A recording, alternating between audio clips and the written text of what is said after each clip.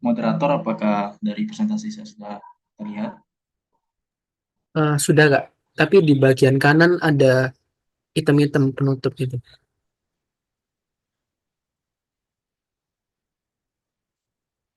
Oke, sekarang udah aman ya? Masih, oke, udah aman. Oke, siap.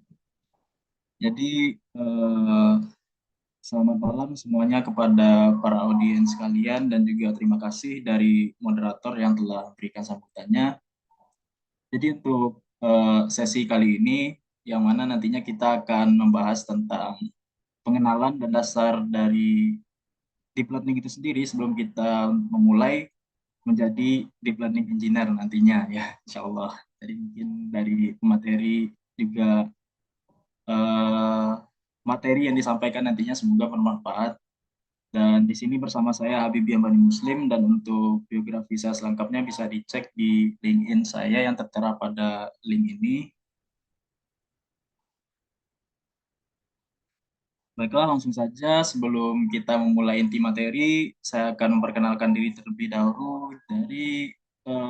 Sebenarnya saya ini masih seorang mahasiswa, dan dari alasan tersebut saya melabeli diri saya sendiri sebagai entusias. Nah, entusias itu maksudnya apa?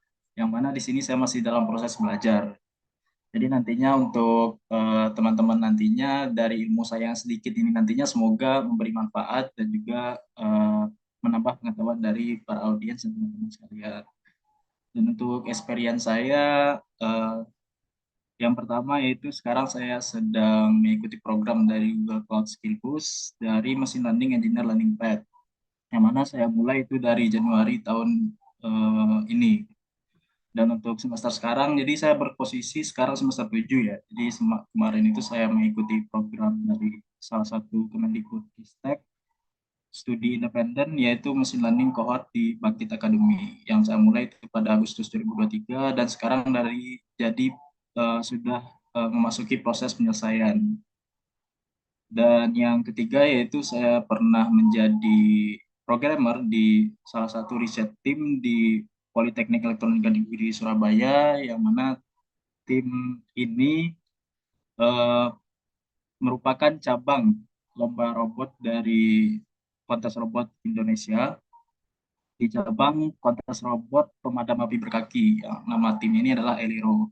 Dari pengalaman saya ini, saya pernah memperoleh beberapa award atau penghargaan. Yang pertama itu juara satu di kontes robot Indonesia skala regional, dan yang kedua yaitu juara tiga di kontes robot Indonesia skala nasional. Baiklah, langsung saja ke inti materinya, dan juga nggak perlu berlama-lama ya masalah personal branding, karena kan ini juga penyampaian materi. Jadi untuk webinar kali ini nantinya kita akan membahas topik outline diantaranya itu pendahuluan, dasar-dasar deep learning, pengenalan TensorFlow, dan pembuatan dan pelatihan model sederhana. Oke, lanjut. Sekarang kita memasuki bagian pendahuluan. Nah, sebelum mengenal nih, dan sebelum melatih atau membuat model machine learning atau deep learning itu sendiri, kita perlu tahu nih apa itu deep learning. Jadi deep learning itu sendiri adalah cabang machine learning dengan neural network. Sementara neural network itu sendiri adalah sistem saraf tiruan yang terinspirasi dari sistem saraf otak manusia. Nah, yang mempermudah atau membuat gampang nih proses pembuatan atau membangun model deep learning atau machine learning sendiri itu bisa menggunakan berbagai framework. Salah satunya di sini adalah TensorFlow framework, yang mana di sini saya angkat sebagai topik materi kita pada webinar kali ini juga. Jadi TensorFlow framework itu adalah salah satu framework deep learning populer yang dikembangkan oleh Google untuk membangun, melatih, dan menerapkan model. Dan sebagai catatan di sini, framework itu dalam lingkup bahasa pemrograman ya, itu merupakan sebuah struktur yang meliputi penyederhanaan tugas-tugas tertentu. Lanjut ke slide berikutnya. Sekarang kita membahas nih, apa sih syarat penting menjadi AI, ML, dan DL engineer? Nah, dari sepengalaman saya yang telah beberapa lama ini berkecimpung dan memulai mempelajari bagian dari AI, ML, dan deep learning itu sendiri, yaitu yang paling utama sekali, kuasai bahasa pemrograman, terutama bahasa Python ya. Karena dari beberapa framework yang mempermudah dalam membangun model, salah satunya seperti TensorFlow, mungkin ada beberapa framework yang lain seperti Python, terus ONNX, dan beberapa framework yang lain itu dinominasi dengan penggunaan bahasa pemrograman Python. Baik, lanjut ke slide berikutnya. Nah, di sini. Jadi aplikasi deep learning itu ada beberapa ya, dan contoh task atau tugas yang dikerjakan dalam lingkup deep learning itu sendiri ada beberapa, salah satunya itu regression. Jadi regression itu untuk model dengan output bilangan kontinu. Maksudnya apa di sini? Nah, sebagai contoh, misalkan kita ingin memprediksi harga sebuah rumah. Nah, harga sebuah rumah itu kan rentang atau prediksinya kita kan nggak tahu pasti ya, range-nya itu berapa. Misalkan sebuah rumah itu harganya 150 juta, 200 juta, 300 juta, atau 50 juta. Nah, itu kan untuk output dari modelnya itu sendiri kan kita tidak tahu pasti, dan juga angkanya itu ya angka yang berkelanjutan lah, bukan angka yang tergolong dalam bilangan diskrit, melainkan di sini adalah bilangan kontinu. Nah, selanjutnya itu ada kasus logistik regression, yaitu kasus yang ditangani oleh model untuk proses klasifikasi. Misalkan untuk mengklasifikasikan apakah sebuah gambar itu adalah sebuah gambar kucing, apakah gambar itu adalah sebuah gambar dog. Jadi ada beberapa task dari deep learning yang saya fokuskan di sini untuk materi kali ini adalah regression dan logistik regression. Nah, selanjutnya untuk beberapa struktur data yang ditangani oleh deep learning itu sendiri, diantaranya itu adalah natural language processing, computer vision, time series, dan audio processing. Mungkin untuk contoh penerapannya ya gak jauh-jauh nih dari kita, dari beberapa teman-teman sendiri mungkin paling deket banget nih sama platform apa yang seharusnya misalkan kita ingin menanyakan suatu hal yang kita tidak ketahui, tanya ChatGPT. Nah, ChatGPT ini pada dasarnya merupakan adalah aplikasi deep learning itu sendiri. Nah, apalagi Google Translate. Nah, Google Translate ini juga merupakan penerapan dari deep learning.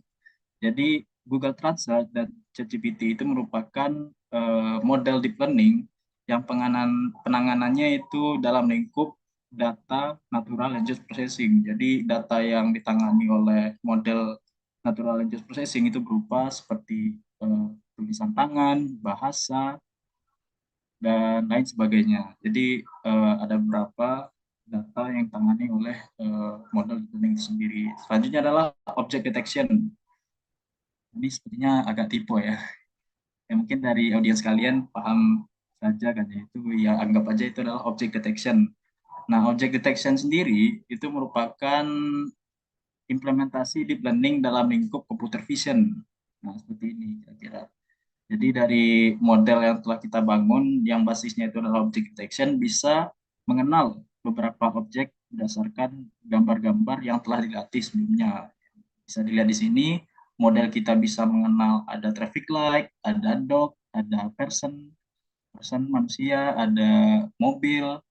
Nah, ini merupakan contoh implementasi deep learning dalam dimensi spasial computer vision.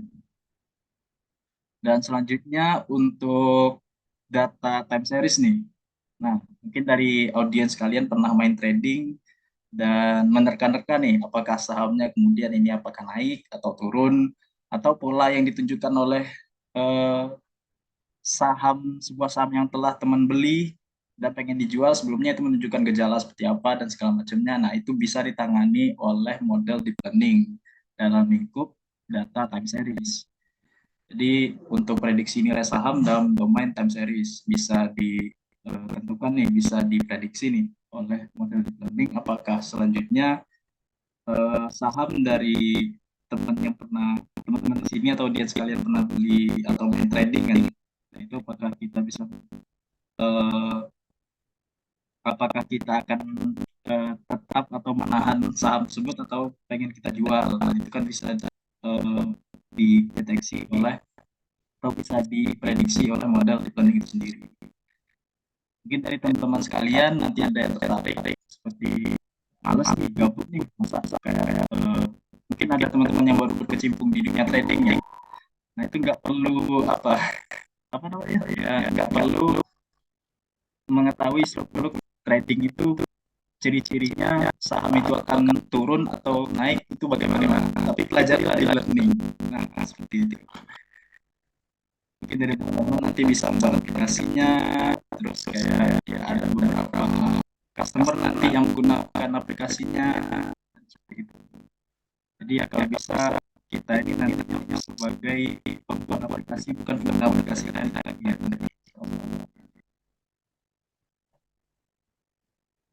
Baiklah, selanjutnya mengapa deep learning itu penting? Jadi deep learning itu penting seperti yang mungkin ya lebih kurang sudah jelaskan tadi, dan dari kalian juga sudah paham mengapa deep learning itu penting, karena ya aspek yang ditangani oleh deep learning itu sangat luas. Seperti itu. Satunya itu cenderung menganalisa teknologi yang kompleks, penggunaan yang luas dalam industri, peningkatan otomatisasi dan efisiensi, pencapaian dari bidang dasar bahan dari efisiensi dan transparan dan artificial dan lain-lainnya tumbuhan potensial tinggi. Jadi itu catatan saja komputer potensial adalah bidang dari learning yang fokus pada sistem dan bagian pilihan yang memberikan gambar dan video. Ini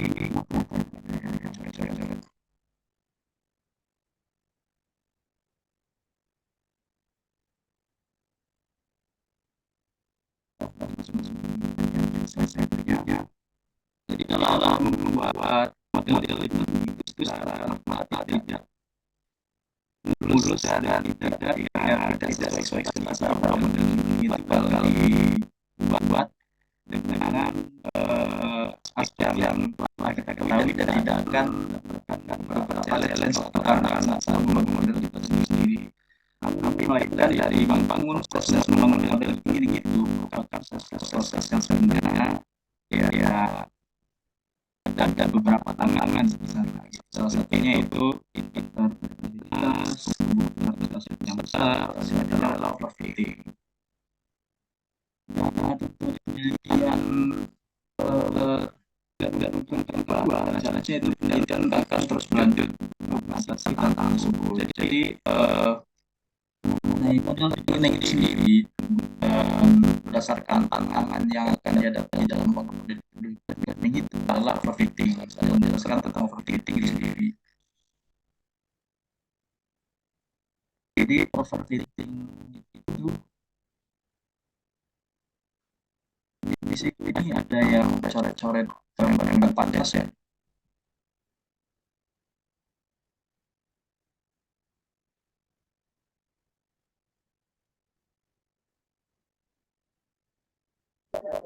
Ya kak, mungkin dinotifkan buat annotate kak yang di pojok itu. Kalau kakaknya bisa sih buat notifin. Saya mau pakai masalahnya untuk annotate-nya. Oh iya.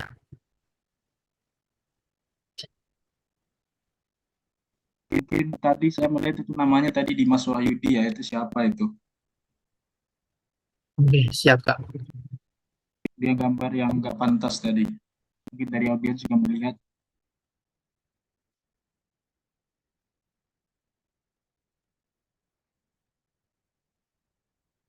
Di kick aja itu orangnya ya.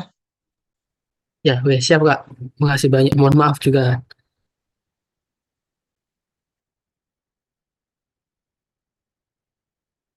Itu jadi nggak enak juga ini jadinya kalau misalkan ada hal yang seperti itu. Kita lanjut langsung aja ya ke tantangan dalam deep learning. Jadi model deep learning itu sendiri ada beberapa tantangan yang akan kita hadapi, yaitu salah satunya adalah overfitting. Jadi overfitting di sini adalah tantangan yang akan kita hadapi dalam membangun model machine learning atau deep learning, yang mana model itu sendiri terlalu banyak belajar dari data-data yang kita berikan. Nah, dapat dilihat dari gambar ini, misalkan di sini sebentar. Nah, di sini ada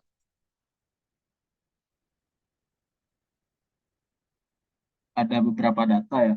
Nah, datanya itu yang titik-titik ini, kita misalkan. Nah, ini regresi yang dibentuk oleh model machine learning atau deep learning itu sendiri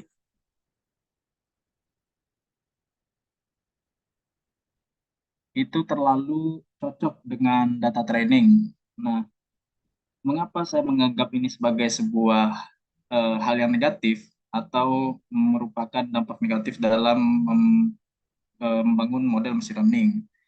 Karena ketika diberikan data baru, ketika model machine learning itu terlalu cocok dengan data training atau data yang kita berikan dalam proses training, terus kita ingin menguji coba model tersebut akan cenderung bingung karena model terlalu banyak belajar dari data training itu sendiri. Nah, untuk menanggulangi ini caranya bagaimana? Yaitu dengan memperbesar dataset dan juga menerapkan regularisasi atau dropout pada saat membangun arsitektur model. Jadi mungkin dari model kita ini terlalu dibangun di lingkup yang kompleks. Jadi modelnya itu terlalu memiliki banyak layer, misalkan di deep learning itu di neural network itu terlalu memiliki banyak layer, sehingga perlu diterapkan regularisasi dan dropout. Nah, selain itu juga kita bisa menambah jumlah dataset dan lain sebagainya. Dan untuk tantangan yang lain yaitu yang berkebalikan nih dengan overfitting, yaitu underfitting. Nah, underfitting ini sebenarnya model kita tidak terlalu banyak belajar nih dari data-data yang telah kita berikan. Nah, bisa dilihat dari gambar ini, model kita membentuk regresi yang malah tidak mewakili data itu sendiri. Yang mana dari overfitting itu terlalu cocok dengan data, yang ini malah tidak belajar sama sekali. Nah, untuk menanggulangi underfitting ini, kita memerlukan sebuah metode. Nah, yang ditulis di sini kan yaitu dengan memperkecil dataset. Sebenarnya untuk memperkecil dataset ini masih belum tepat ya. Namun di sini yang perlu kita lakukan adalah meningkatkan durasi waktu training dan juga meningkatkan kekompleksan model. Misalkan kita menambah layer dari model deep learning atau meningkatkan derajat variabel trainable dari model machine learning. Kira-kira seperti itu. Jadi lanjut ke slide berikutnya.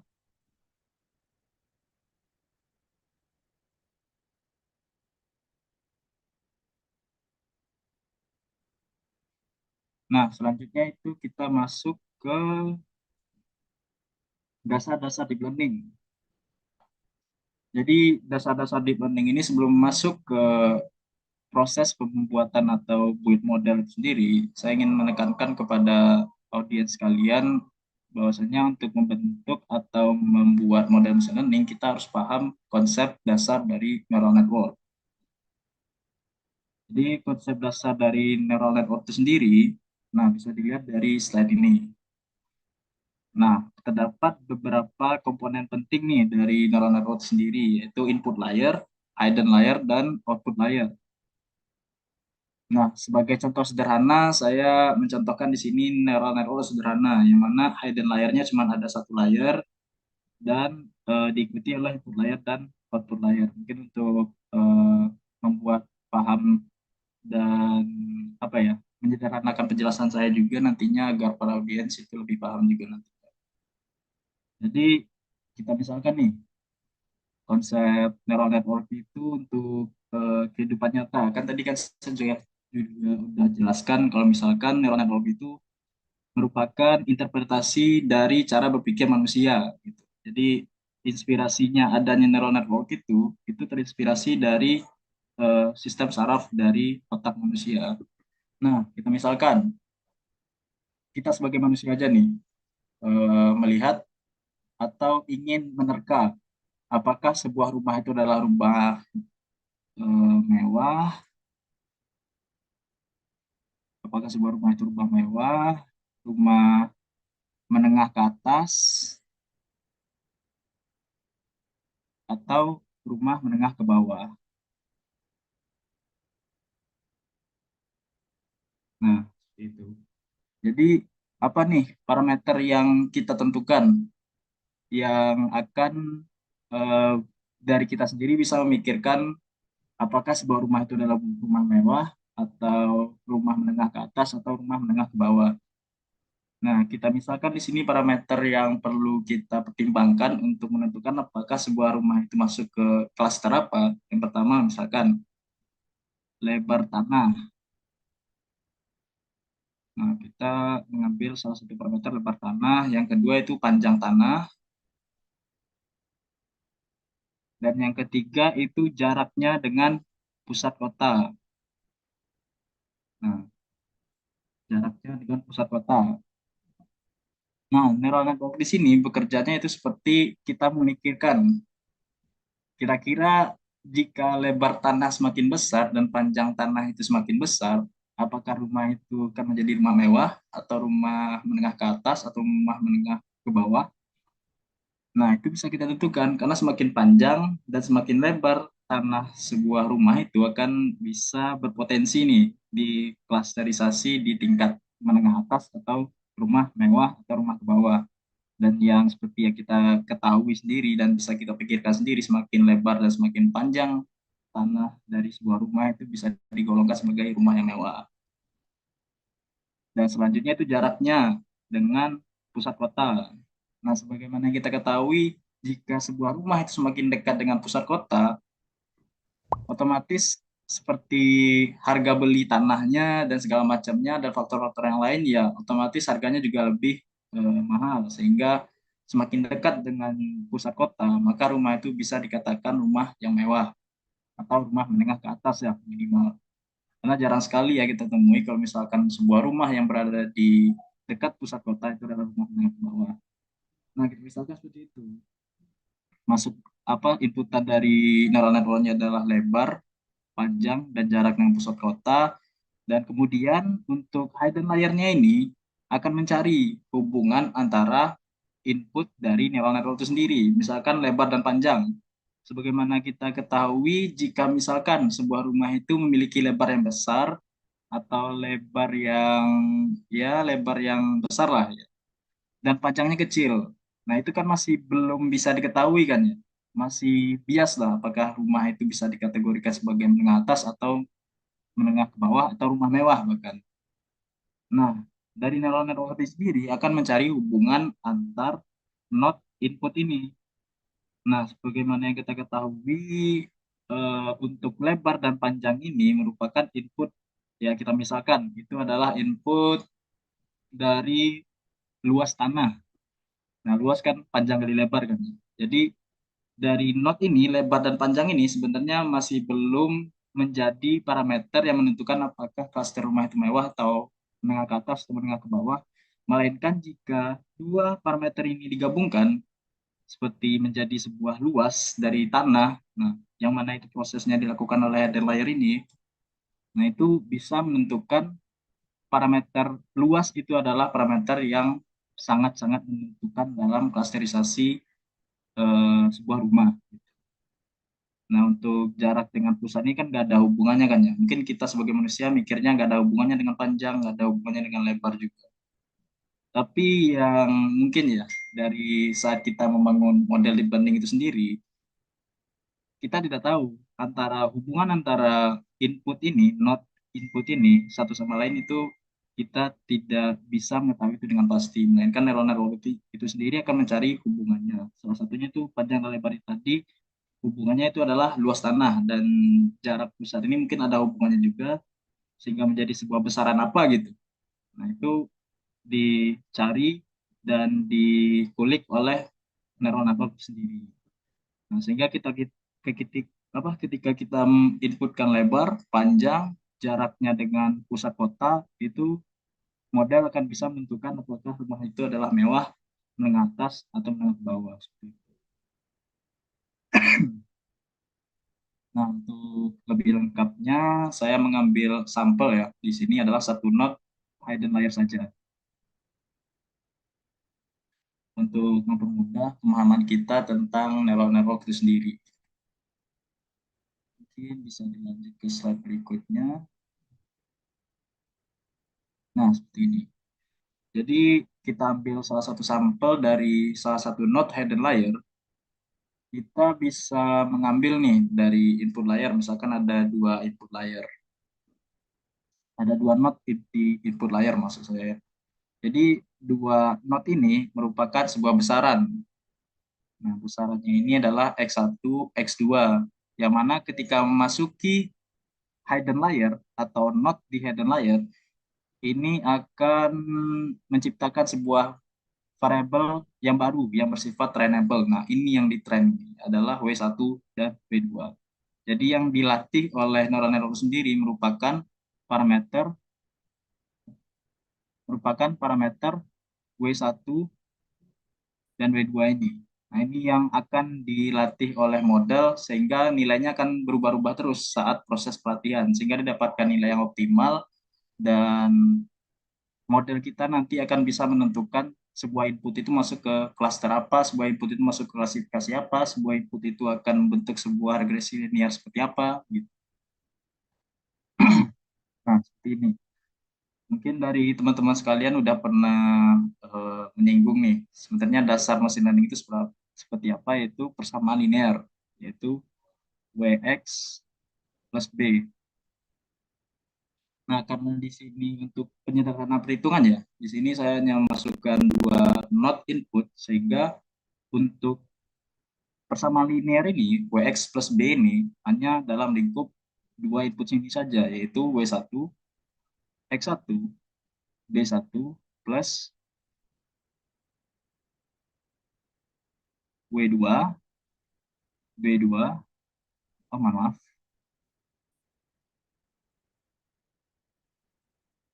W2, X2, plus B2. Nah, seperti ini.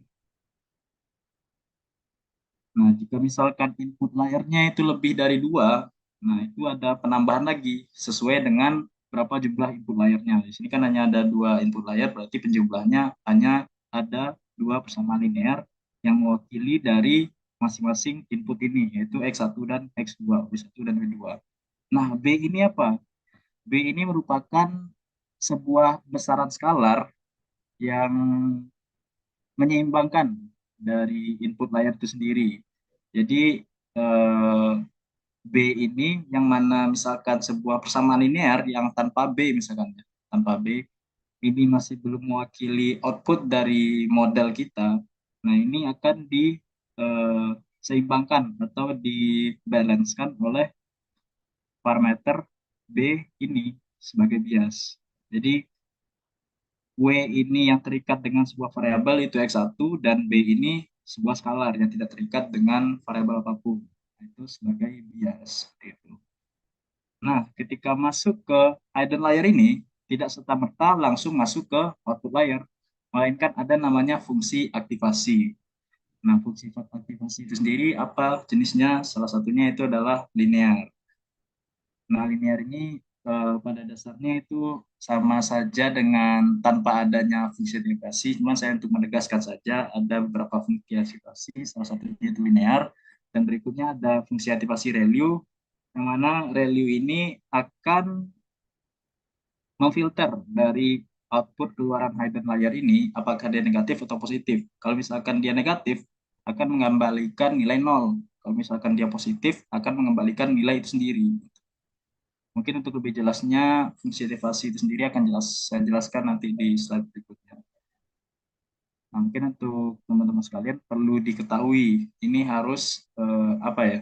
Mungkin dari beberapa yang menggunakan framework TensorFlow, PyTorch, dan segala macamnya, ada beberapa yang tidak terlalu mengulik lebih dalam tentang neural network itu, tapi untuk sekedar meningkatkan intuisi, gitu ya, untuk meningkatkan intuisi sebagai nantinya kalau misalkan kita menjadi machine learning engineer atau misalkan nanti di wawancara kerja, nah itu nanti ada diuji, misalkan kayak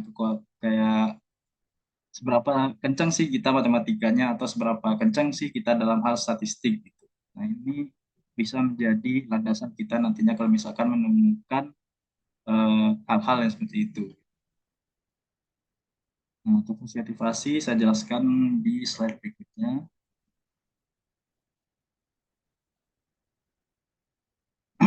Nah, untuk yang pertama, fungsi aktivasi itu sendiri adalah merupakan, ya sederhananya kita anggap itu sebagai filter, gitu kan. Sebagai filter yang akan mengembalikan output tertentu dari input yang diberikan ke fungsi aktivasi itu sendiri. Inputnya dari mana? Inputnya dari hidden layer tadi misalkan.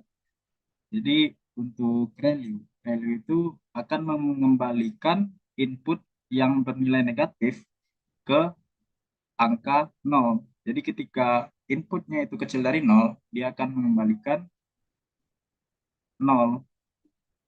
Ketika inputnya lebih besar atau sama dengan 0, maka nilainya adalah input itu sendiri. Selanjutnya adalah sigmoid. Nah, fungsi aktivasi sigmoid. Jadi fungsi aktivasi sigmoid ini umumnya digunakan di neural network itu di output layer. Nah, ini nih yang menentukan apakah model kita ini menangani eh, kasus atau task atau tugas sebagai klasifikasi atau sebagai regresi. Klasifikasi tadi itu adalah logistic regression tadi, ataukah dia menangani kasus regresi gitu, atau memprediksi harga rumah. Nah, ini yang menangani kasus klasifikasi, yaitu logistic regression. Nah, di sini kita menggunakan fungsi aktivasi di layar outputnya itu adalah sigmoid. Jadi keluaran dari sigmoid ini adalah probabilitas, probabilitas dalam range 0 sampai 1. Namun pada dasarnya sebenarnya keluaran dari sigmoid ini tidak akan persis sama dengan 1 atau persis sama dengan 0. Melainkan ya mungkin keluarannya dalam bentuk probabilitas yang mendekati 1 atau mendekati 0. Kita misalkan di sini kita tentukan thresholdnya adalah 0,5. Sehingga ketika keluaran filter sigmoid ini atau keluaran aktivasi sigmoid ini lebih dari 0,5, maka itu tergolong sebagai 1. Dan jika misalkan kecil dari 0,5, itu tergolong sebagai 0. Seperti itu. Jadi dapat kita lihat dari fungsi sigmoid itu sendiri hanya menangani output yang bernilai 0 atau 1, sehingga sigmoid ini dapat kita golongkan sebagai binary classification. Jadi hanya bisa membedakan antara dua kelas saja.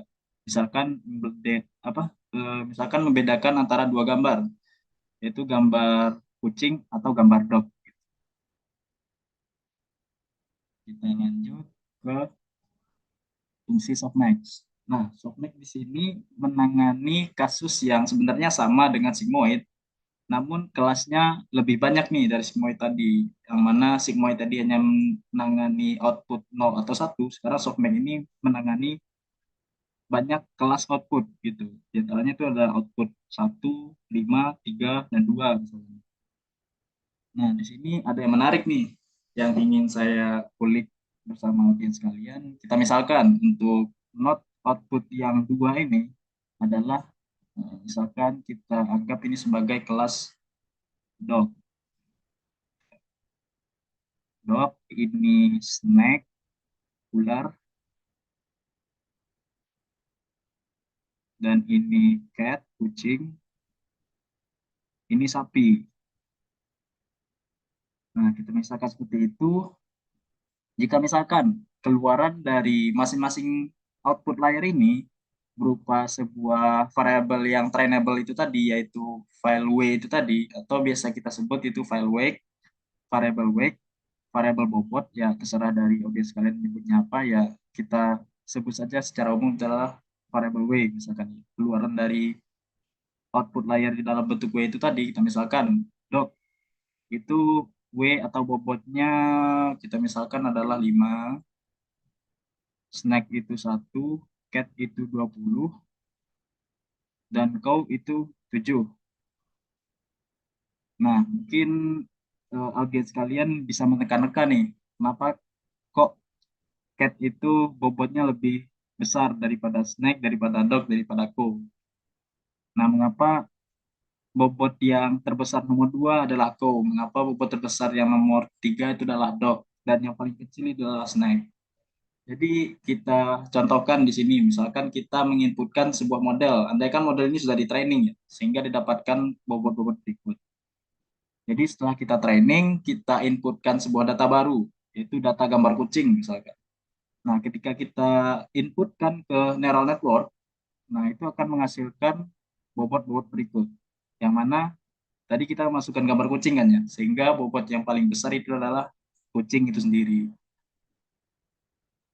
Nah, di sini tugas fungsi aktivasi softmax, yang mana dari masing-masing bobot ini akan difilter menjadi angka-angka dalam range 0 hingga 1, yang mana range 0 dari 1 itu merupakan definisi dari probabilitas kan. Jadi jika misalkan dijumlahkan output softmax itu semuanya itu akan berjumlah 1 gitu kan ya. Jadi otomatis ketika kita aplikasikan aktivasi softmax di sini, probabilitas yang terbesar itu adalah kucing. Nah, rumus ini maksudnya apa? Nah, kita misalkan E, di sini kan E kan ya. E pangkat apa? E pangkat XI. Misalkan kita ingin mencari probabilitas kucing itu berapa? Itu E pangkat 20 per E pangkat 5 plus E pangkat 1,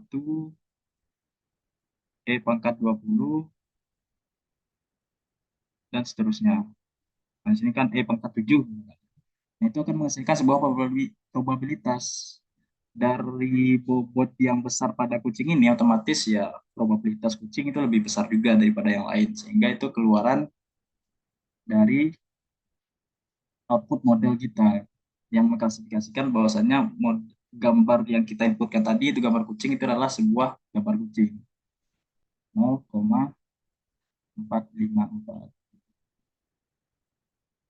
Nah, seperti itu. Nah, mengapa kau ini memiliki bobot yang menjadi bobot terbesar nomor 2? Nah, di sini akan saya jelaskan mengapa terjadi hal demikian, karena sebagaimana kita ketahui bahwasanya beberapa jenis dog itu ada telinganya yang rebah gitu kan ya. Telinganya yang rebah, yang mana dari kucing yang kita ketahui sejauh ini tidak ada kucing yang telinganya rebah. Nah, sementara mengapa sapi ini lebih dekat ciri-cirinya ke kucing? Karena telinga sapi itu adalah telinganya berdiri, dan dilihat dari kakinya juga sama-sama kakinya itu ada 4. Dan dog sebenarnya kakinya juga ada 4, tapi ada ciri-ciri yang lain yang lebih mendekati ke kucing. Karena ciri-ciri sapi itu sendiri lebih dekat ke kucing daripada ciri-ciri dog ke kucing, maka bobot dari sapi itu sendiri lebih besar dari dog. Seperti itu. Mungkin untuk kasarannya seperti itu, karena dari waktu yang disediakan buat saya juga sedikit, ya, mungkin saya jelaskan secara kasarnya seperti itu. Lanjut ke slide berikutnya. Nah, setelah kita memasuki fungsi aktivasi dan kita telah memahami apa fungsi aktivasi itu, kita lanjut ke cost function. Nah, ada beberapa cost function di sini, mungkin dari para audiens sekalian kayak agak apa gitu ngelihatnya. Aduh, matematika lagi. Nah, di sini sebenarnya nanti fungsi TensorFlow itu seperti apa gitu. Kita tidak perlu apa ya, mencari pengertian apa sih cost function yang digunakan untuk kasus ini, apa sih cost function yang digunakan buat kasus ini. TensorFlow akan menyederhanakan hal tersebut. Namun dari sebagian deep learning engineer, machine learning engineer, nah ini merupakan eh, ilmu yang penting juga untuk dikulik gitu, agar meningkatkan intuisi kita terhadap sebuah tugas-tugas atau dalam membangun model machine learning itu kira-kira penetapan hyperparameternya seperti apa dan segala macamnya itu penting juga dilakukan agar proses membangun machine learning atau kita nantinya akan menjadi seorang researcher deep learning machine learning. Nah, itu akan memakan waktu yang lebih sebentar lah, karena kita paham seluk-beluk deep learning itu apa, seluk-beluk dari model deep learning itu apa, seluk-beluk dari neural network itu apa. Nah, seperti itu. Jadi saya menekankan dari segi intuisinya aja gitu. Jadi ada di sini cost function dari dua variabel, ada cost function yang memiliki beberapa minimum lokal dan minimum global. Jadi saya jelaskan di sini cost function itu apa. Jadi cost function itu sendiri adalah fungsi yang menangani error dari model kita.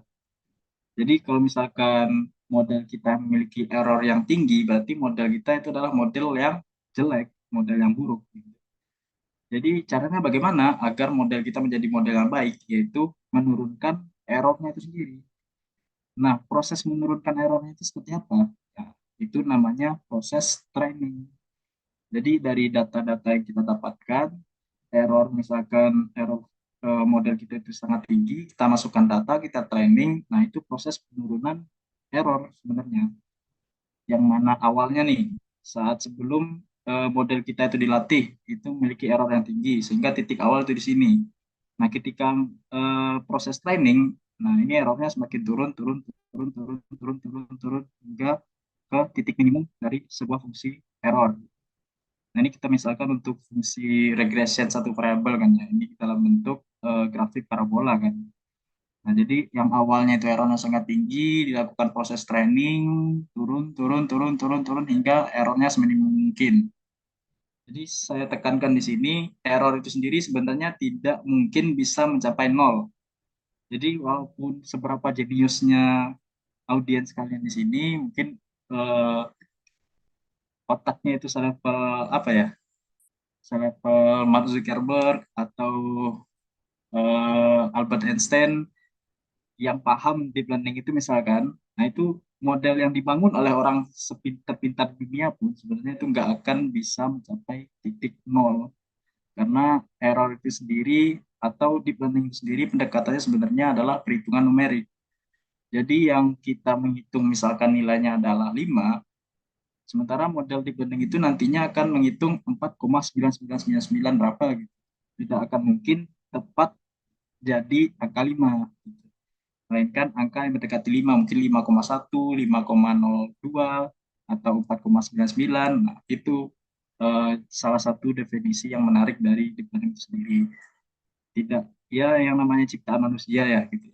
Tidak ada yang namanya sempurna. Ya, ini contoh eh, nyata lah, bahwasanya ciptaan manusia itu tidak ada yang sempurna. Melainkan error yang diciptakan sebuah metode yang diciptakan oleh manusia tidak akan mencapai error itu sama dengan nol. Melainkan masih ada error sedikit atau berapa gitu. Nah, semakin sedikit errornya, semakin bagus modelnya. Seperti itu.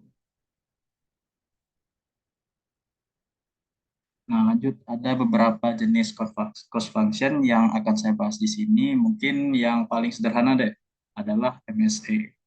Jadi MSE ini adalah mean square error.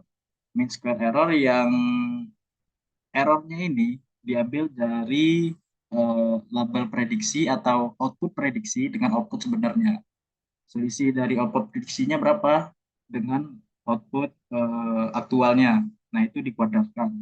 Tujuan dikuadratkan itu buat apa? Untuk menghilangkan nilai negatif. Ya, mungkin dari di sini ada beberapa audiens yang latar belakangnya statistik ya. Nah, MSE ini sudah menjadi hal yang lumrah atau sudah sangat sering ketemu nih sama eh, cost function MSE.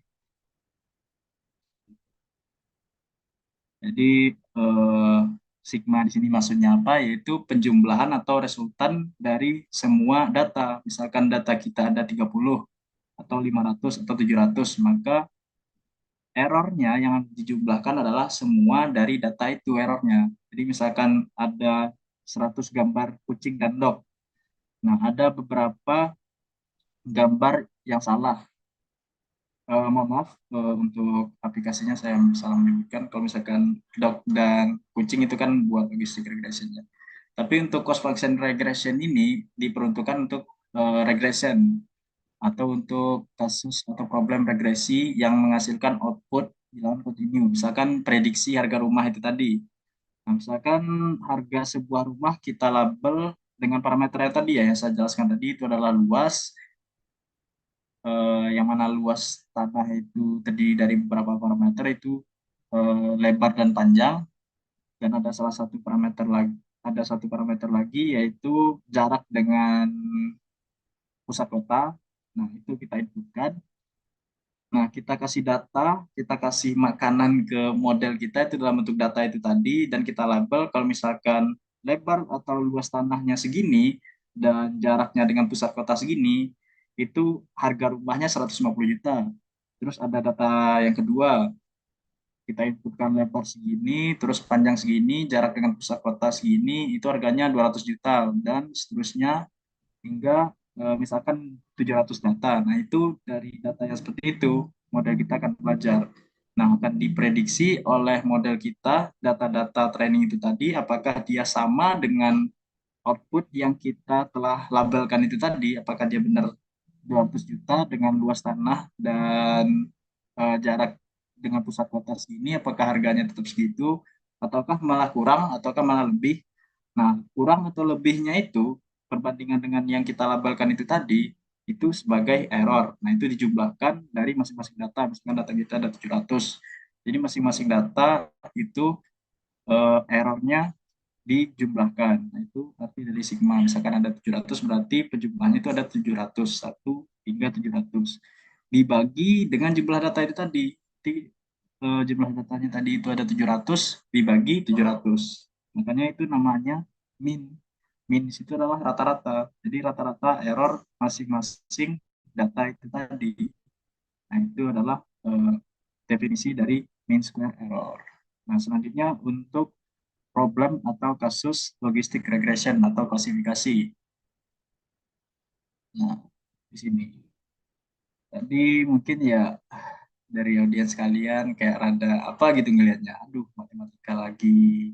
Saya tekankan sekali lagi bahwasanya ini akan disederhanakan oleh Farbow TensorFlow itu tadi. Makanya saya tekankan di sini dalam materi ini untuk meningkatkan intuisi kita yang insya Allahnya nanti kita menjadi machine learning engineer, deep learning engineer, ya dengan berinteraksi dengan persamaan-persamaan matematika seperti ini. Ya usahakanlah paham sedikit banyaknya, walaupun yang nggak paham-paham banget kayak saya di sini juga sebenarnya nggak terlalu paham-paham banget, tapi ya adalah sedikit basicnya. Nah, di sini ada beberapa besaran-besaran di dalam fungsi loss ini. Ini di dalam dunia statistik, mungkin ada teman-teman yang latar belakangnya statistika, adalah fungsi yang menangani sebuah persamaan yang dalam lingkup kategorikal. Gitu. Ini namanya adalah log loss. Dan di sini ada YI. YI ini adalah output aktual yang kita masukkan. Misalkan adalah eh, ada dua output di sini, yaitu 10, 10, yaitu 0 dan 1. Jadi dapat kita simpulkan di sini fungsi aktivasi di output layarnya itu adalah sigmoid karena hanya ada dua kemungkinan, itu 0 atau 1. Nah, ketika kita masukkan sebuah data, nah misalkan tadi keluaran dari sigmoid, kalau misalkan kita masukkan sebuah data lebar segini, luas segini, dan jaraknya dengan pusat kota segini. Nah, itu keluaran dari fungsi sigmoidnya. Misalkan adalah 0,1, 0,5, dan 0,2 misalkan. Nah, setelah kita training model itu tadi, didapatkanlah variable weight itu diantaranya 0,4, 0,2, dan 0,6. Nah, WSAM ini apa? Penjumlahan dari perkalian dot antara fitur dengan weight ini tadi, yaitu 0,1 kali 0,4, 0,5 kali 0,2, 0,2 kali 0,6 dijumlahkan menghasilkan 0,26.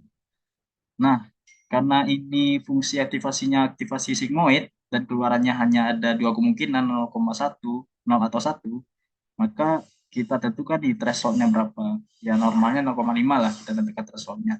Karena 0,26 ini di bawah dari 0,5, maka ini tergolong 0. Nah, ini kan artinya model kita salah mengklasifikasikan kan ya. Yang harusnya di labelnya itu atau label aktualnya itu adalah 1, tapi model kita malah memprediksi hasilnya adalah 0. Nah, ini salah. Nah, kita tidak bisa serta-merta mencari error antara Y prediksi dengan Y aktual ini dengan mengurangkannya, karena ini kasusnya adalah kategorikal. Jadi pendekatannya itu ke log loss atau cross entropy. Nah, dengan cara seperti ini.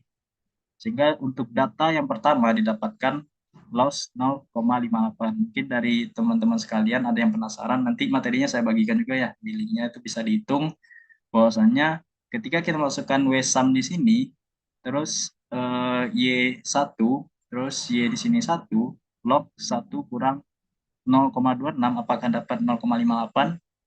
Nah, mungkin dari teman-teman nanti bisa cari sendiri atau coba hitung sendiri apakah ini saya benar atau salah memperhitungkan, ya silakan dicari sendiri kalau misalkan nanti penasaran. Nah, mungkin secara garis besarnya seperti itu. Jadi ketika W sum-nya itu 0,26, ini tergolong sebagai 0, 0,20 tergolong sebagai 0, dan 0,48 masih tergolong sebagai 0. Karena ini masih di bawah 0,5 kan ya, terus kita tetapkan tadi 0,5. Dan 0,3 apalagi ini udah pasti di bawah 0,5 sehingga outputnya pasti juga 0. Jadi model kita hanya benar memprediksi beberapa data saja. Yaitu diantaranya data yang kedua sama data yang keempat. Sehingga data yang pertama sama data yang ketiga ini salah ini. Dan loss-nya pun sebenarnya tinggi karena jelas dia salah mengklasifikasikan, ya otomatis loss-nya juga tinggi. Nah, ini untuk klasifikasi yang benar nih, 0, 0 sama 0, 0 sama 0, sehingga loss-nya juga dikit. Gitu. Dan ini loss-nya juga sedikit, yaitu 0,15. Nah, seperti itu. Nah, selanjutnya yang perlu kita tingkatkan lagi dari sisi intuisi, yaitu optimization, atau di sini namanya backward propagation algorithm. Jadi algoritma untuk backward propagation ini salah satunya itu stochastic gradient descent. Lagi-lagi statistik lagi nih, lagi-lagi matematika lagi. Dan di sini parameter itu yang seperti saya jelaskan tadi dari awal, yaitu sebenarnya saat proses training itu sendiri, itu model akan mengupdate parameter W sama B ini. Yang mana dari neural network tadi, yang saya jelaskan tadi, itu ada W1, itu akan diupdate ke W1 yang selanjutnya, itu kira-kira W yang optimal untuk kasus ini itu kira-kira berapa gitu. Nah, itu yang akan diupdate terus-terus bergantung dari jumlah iterasi training yang kita inginkan. Semakin banyak iterasinya, maka proses training juga akan semakin lama dan proses update dari parameter W ini juga akan semakin banyak. Nah, di sini ada namanya learning rate. Dan ini nih, ini adalah turunan parsial atau derivatif dari fungsi error. Jadi kalau misalkan kita menggunakan fungsi error MSE tadi, nah, itu akan dicari turunan parsialnya atau derivatifnya terhadap W. Nah, kalau misalkan kita ingin mengupdate parameter B atau bias, itu akan dikurangi dengan learning rate dikali dengan derivatif fungsi error terhadap variabel B. Seperti itu. Dilakukan secara terus-menerus, tergantung dari jumlah iterasi proses training yang kita lakukan. Nah, ini pendekatan backward propagasi dengan metode stochastic gradient descent. Nah, mungkin untuk sedikit saya demokan ya nanti untuk stochastic gradient descent ini kira-kira cara kerjanya di dunia nyata atau apalagi teman-teman yang nanti ingin berkecimpung di dunia data science ya. Saya akan demokan sebentar.